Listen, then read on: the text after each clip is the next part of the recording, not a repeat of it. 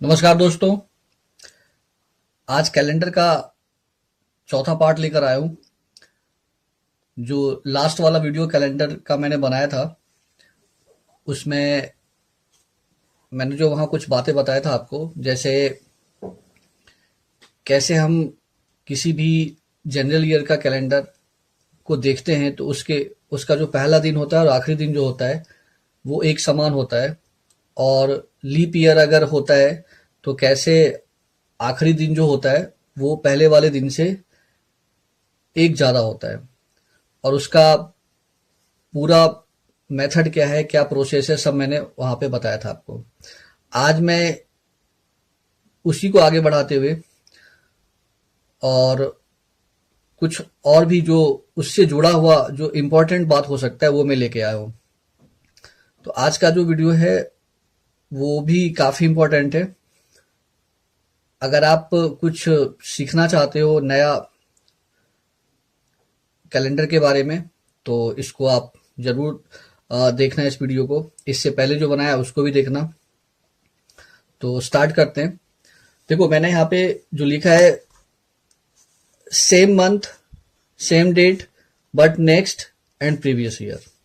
मतलब ये एक ऐसा इस तरीके का क्वेश्चन होता है। क्वेश्चन समझ लो, या फिर आप व्यवहारिक बोलचाल की भाषा में भी आप सुनते होंगे कि अगर आप जिस ईयर में हो अभी, और जैसे आप ऐसे बात कर रहे हो तो उसमें आप सुनते होंगे कि अगला जो वर्ष आएगा उसमें इसी डेट पे और इसी मंथ में कौन सा डे होगा। तो ऐसे भी हम लोग मजाक में भी ये सब बातें करते रहते हैं।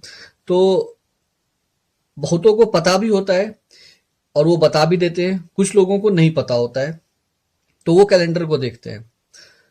तो मैं आज आपको बताऊंगा कि जिसको पता है उसके लिए भी बताऊंगा कि आखिर ये होता कैसे है, क्यों एक दिन बढ़ा देते हैं हम, क्यों 2 दिन बढ़ा देते हैं हम, same date same month but next year जाने के बाद।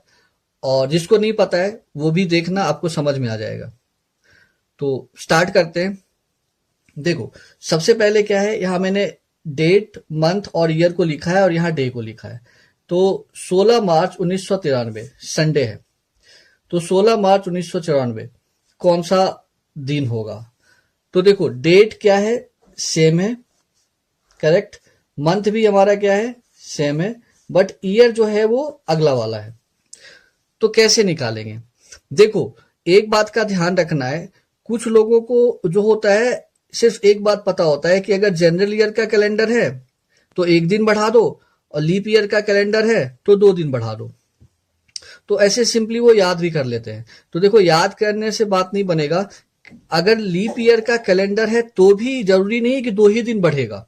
मैं भी आगे बताऊंगा कि लीप ईयर का कैलेंडर है तो भी एक ही दिन बढ़ता है और फिर 2 दिन भी बढ़ता है। ऐसा नहीं कि 2 दिन नहीं बढ़ता है, 2 दिन भी बढ़ता है, लेकिन एक कभी कभी लीप ईयर के कैलेंडर में भी एक ही दिन बढ़ता है। ये क्यों होता है ये मैं आगे डिस्कस करूंगा। अभी फिलहाल के लिए जो ये वाला क्वेश्चन इसको देखते हैं। देखो, 93 एक जनरल ईयर है, 94 एक जनरल ईयर है, ठीक है। तो देखो, अगर कोई भी जनरल ईयर होता है तो उसमें जो डेज होता है 365 होता है, आपको पता है, ये मैंने लास्ट वीडियो में बताया था। और उसको हम क्या करते हैं, 7 से डिवाइड कर लेते हैं। और 7 से जब आप डिवाइड कर लोगे तो आपको पता चलेगा कि एक जो होता है ना, जो जनरल ईयर होता है उसमें एक ऑड डे होता है। मतलब जो एक्स्ट्रा डेज होता है वो एक होता है जनरल ईयर में। इसीलिए कहा जाता है कि जनरल ईयर की अगर बात करें तो एक वर्ष से अगले वर्ष में जाते हैं अगर सेम तारीख पे तो एक दिन बढ़ा देते हैं, ठीक है। तो देखो, संडे के बाद हम एक दिन बढ़ा देंगे तो इसी डेट इसी मंथ बट अगले ईयर में, नेक्स्ट ईयर में, यहाँ आंसर हो जाएगा मंडे मेरा, ठीक है। तो यहाँ लीप ईयर तो था नहीं, तो इसीलिए कहा जाता है कि जनरल ईयर अगर है तो एक दिन, जनरल ईयर में तो एक दिन बढ़ेगा ही बढ़ेगा। इस बात का ध्यान रखना।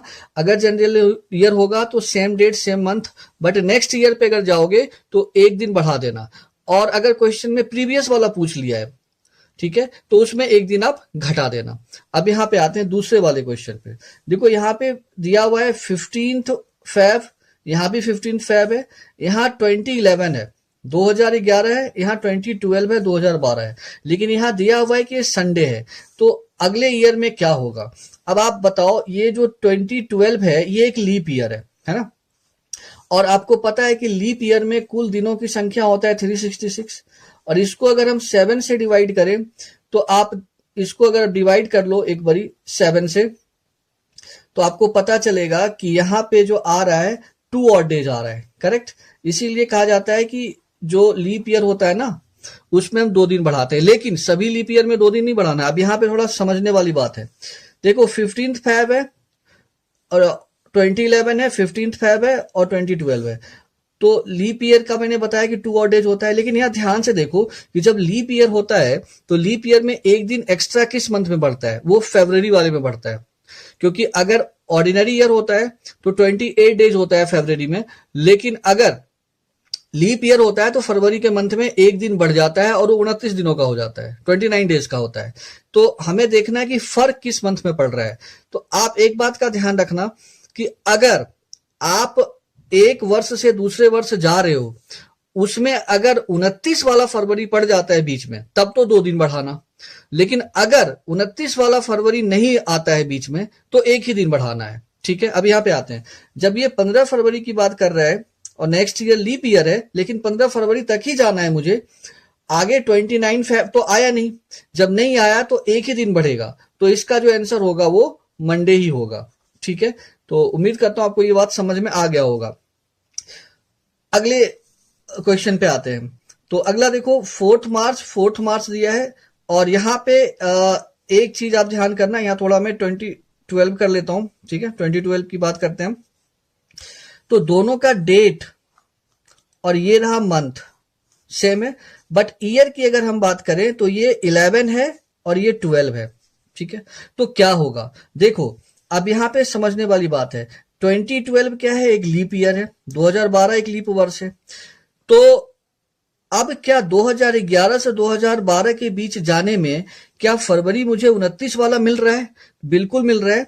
फरवरी 29 क्रॉस करने के बाद ही, उसको पास करने के बाद ही 4 मार्च आएगा। तो इसका मतलब इसमें और जो आपका कॉन्सेप्ट बताया था लीप ईयर वाला कि लीप ईयर अगर है तो 2 दिन बढ़ाना पड़ता है, तो यहाँ पे 2 दिन बढ़ेगा। ठीक है। तो यहाँ जो आंसर हो जाएगा वो ट्यूसडे हो जाएगा। ठीक है। और 2 दिन क्यों बढ़ाया? तो आपको पता है लीप ईयर में जो होता है, लीप ईयर की अगर हम बात करें, लीप ईयर की बात करें तो 2 ऑड डेज होता है। ठीक है।